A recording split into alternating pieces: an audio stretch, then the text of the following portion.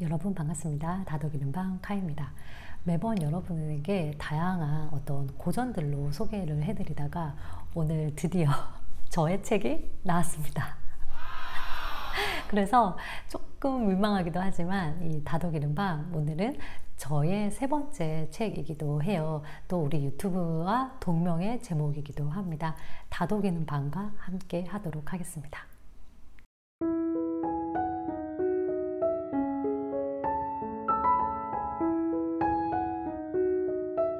지금 새 책이 나왔는데 저도 아직 실물을 보지를 못했어요. 제가 독일에 있는 관계로 지금 출판사에서 이제 보내주신다고 하셨는데 뭐 한 빨라도 보름은 걸릴 것 같아요. 그래서 아직 실물을 보지를 못했는데 그래도 이 따끈따끈한 신간을 이제 여러분들께 빨리 소개를 해드리고 싶어서 이렇게 영상을 제작하게 됐습니다.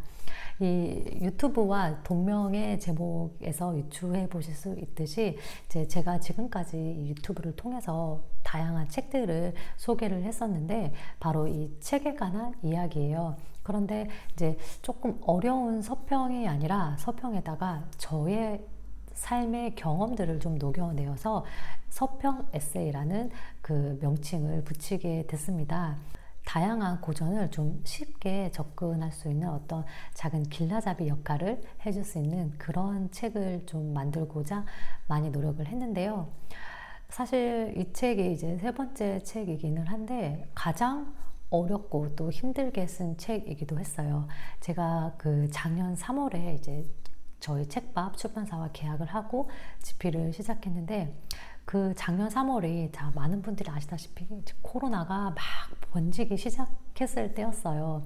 그래서 이제 그때 막 독일도 나라를 봉쇄하고 락다운에 들어가면서 이제 독일에 있는 그 한국 교민들 사이에서는 한국으로 돌아가는 전세기 뭐 수요조사도 하고 막 탈출해야 된다 막 이런 얘기도 나오고 되게 막 분위기가 삼엄하고 흉흉했었던 그런 시기였는데 저도 굉장히 한국에 가고 싶었지만 제 개인적인 이유로 갈 수가 없어서 이제 독일에 머무르는 편을 택했는데 정말 그때는 무섭더라고요. 그냥 너무 답답하고 또 고립감이 크게 느껴지고 뭐 혹시나 코로나가 걸리지는 않을까 하는 그런 걱정도 있고 또 막 인종차별에 대한 어떤 두려움도 있었고 되게 마음이 복잡한 가운데 할 수 있는 거라고는 집에 가만히 머무는 것밖에는 없었기 때문에 어떻게 보면은 그 당시에 제가 할 수 있는 거는 글밖에 없었고 또 이 글쓰기를 통해서 나를 나에게 하는 어떤 나의 존재 자체를 좀 증명할 수 있었지 않았나라는 생각이 들어요.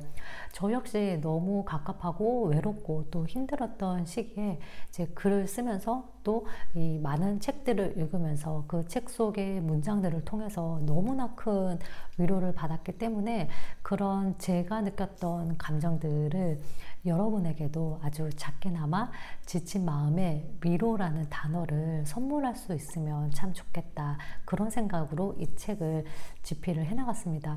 그래서 어느 때보다도 이 집필 기간이 되게 오래 걸렸어요. 거의 이제 1년 가까이 걸렸고, 이제 초반에 초고를 작성할 때는 하루에 7시간씩 거의 출퇴근하는 것처럼 매일매일 글을 썼습니다.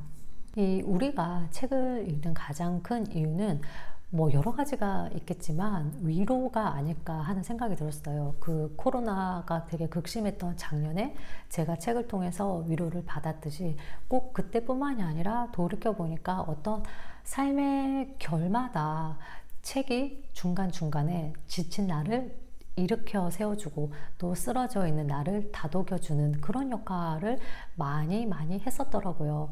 뭐 예를 들면은 이제 책에도 들어가 있는데 20대 때 제가 지방에서 서울로 올라와서 좀 어떻게든 막 취업하고 살아보려고 아등바등 노력했었던 시절에는 김혜란 작가의 도도한 생활이 저에게 엄청난 위로를 주었습니다.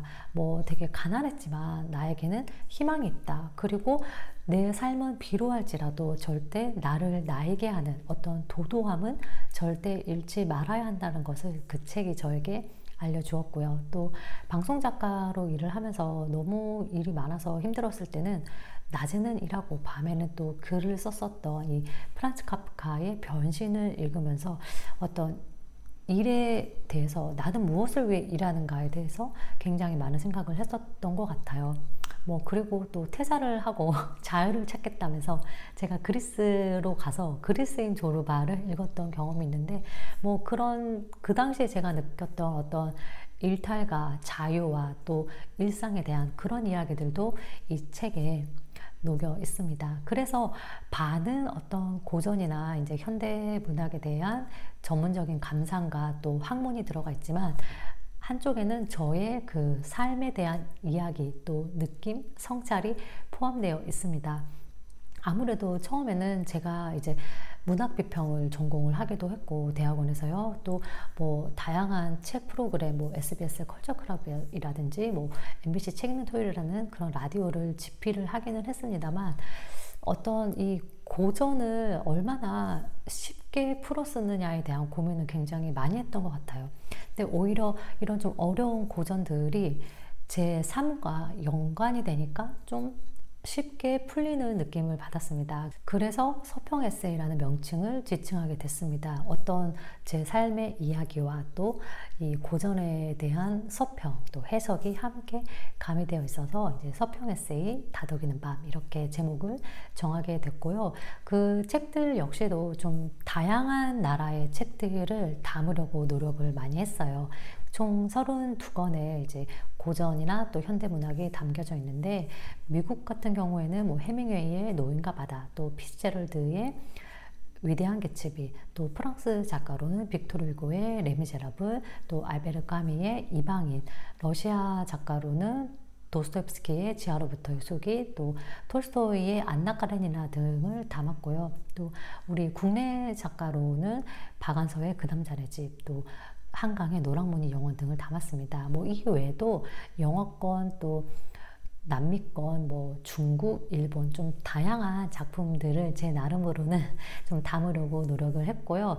그래서 좀 평소에 고전에 대해서 관심은 있으신데 조금 어렵게 느껴지시거나, 아니면 좀 다양한 책들을 좀 추격본으로 만나보고 싶으시거나, 또 이런 뭐 이유 불문하고 이 삶에서 너무 요즘 각박하고 힘들잖아요. 근데 조금이라도 작은 위로를 얻고 싶은 분들이라면 이 다독이는 밤을 추천을 드리고 싶습니다.